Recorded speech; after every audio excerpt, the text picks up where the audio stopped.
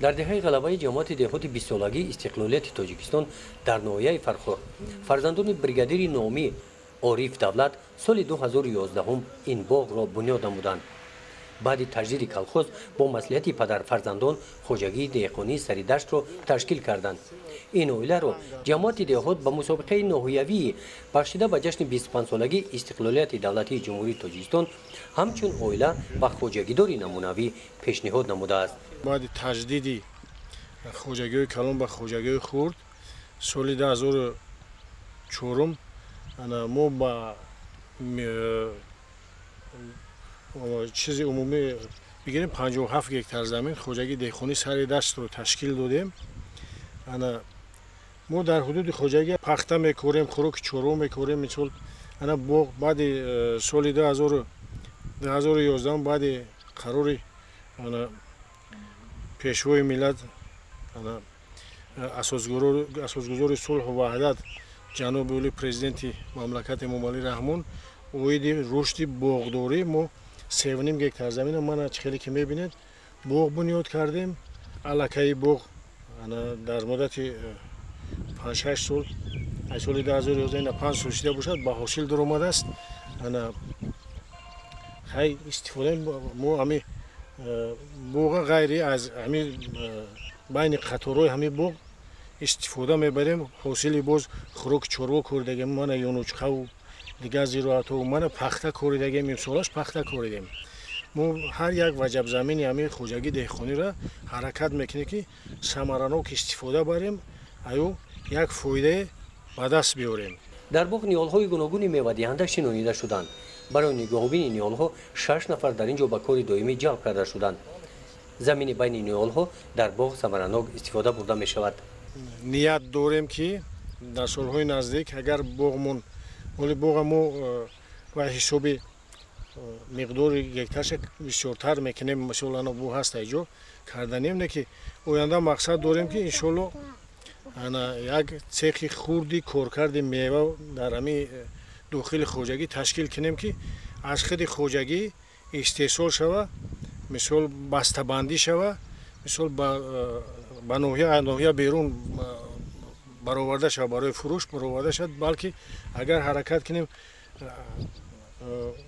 کار سالی به برار بیا و حاصل خوب شود ممکن به خارج کشور هم ببریم.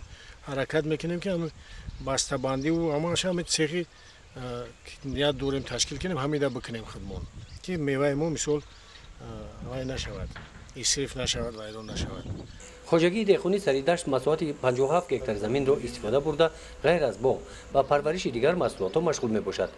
در این خوجگی پخته کشتی اساسی می باشد. در مساحت 40 گکتار زمین امسال کشتی پنبه‌دانه با موفقیت گذرانده شده. نیاله‌های پخته در حال سبزش قرار دارند. درآمد اساسی خوجگی ما اصلا همی کشتی پخته میگذارونیم، غله میگذارونیم، لیکن درآمد اساسی از سوی پخته می باشد.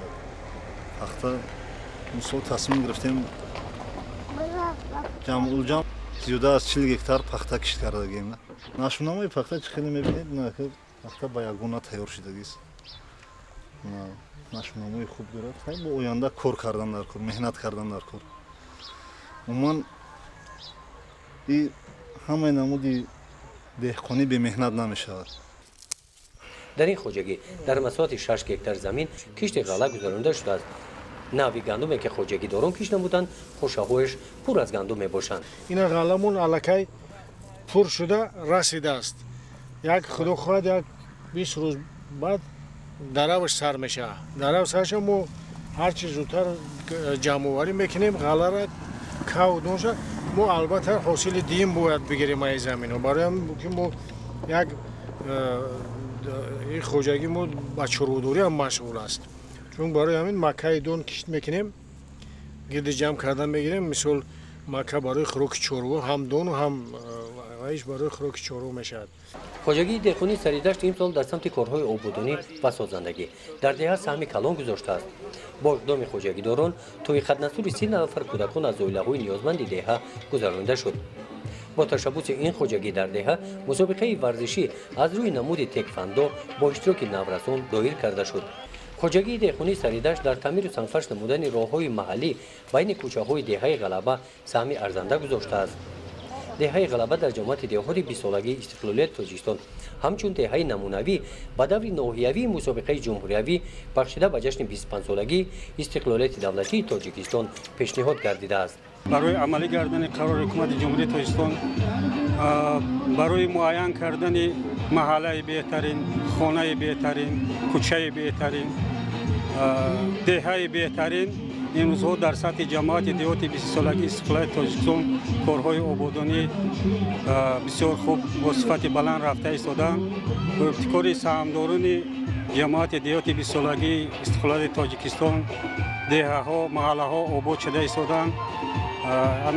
имрӯз дар ҳамин гуна маъракаҳо имрӯз дар деҳаи Ғалабаи ҷамоат бошукӯҳ гузашта истодааст ва бояд қайд кунем ки дар ободӣ ва пешрафти деҳаи Ғалаба саҳми саҳмдорони хоҷагиҳои деҳқонӣ, саҳми соҳибкорони маҳалла бениҳоят калон аст. бо мақсади дар сатҳи баланд ҷашн гирифтани 25-солагии истиқлолияти давлатии ҷумҳурии Тоҷикистон дар ноҳияи Фархур байни ҷамоатҳои шаҳрак ва деҳоти ноҳия маҳаллаи беҳтарин, хона ва оилаи намунавӣ, мусобиқаи ноҳиявӣ эълон шудааст. дар ҳамаи ҷамоатҳои деҳот корҳои ободонӣ ва созандагӣ бо суръат идома доранд. дар ин рӯзҳо сокинони ноҳия ба ҳашар баромада дар ободонии муҳити зист саҳми худро мегузоранд.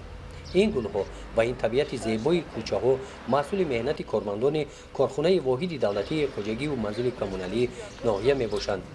сокинони ноҳияи Фархор бо ҳисси баланди масъулиятшиносӣ барои сазовор пешвоз гирифтани 25-солагии истиқлолияти давлатии ҷумҳурии Тоҷикистон дар самти корҳои ободонӣ ва созандагии ин гӯшаи диёр саҳми арзанда мегузоранд. гузориши хоҷа Назрев Худойназар Зуҳуров аз ноҳияи Фархор барои барномаи иттилооти Навид.